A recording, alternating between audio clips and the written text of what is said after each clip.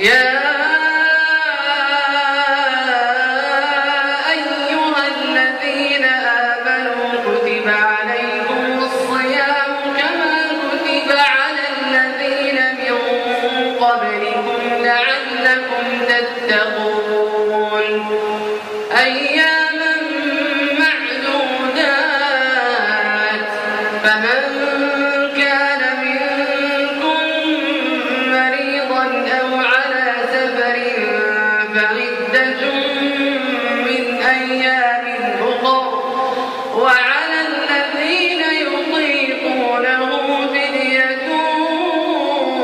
طعام مسكين فمن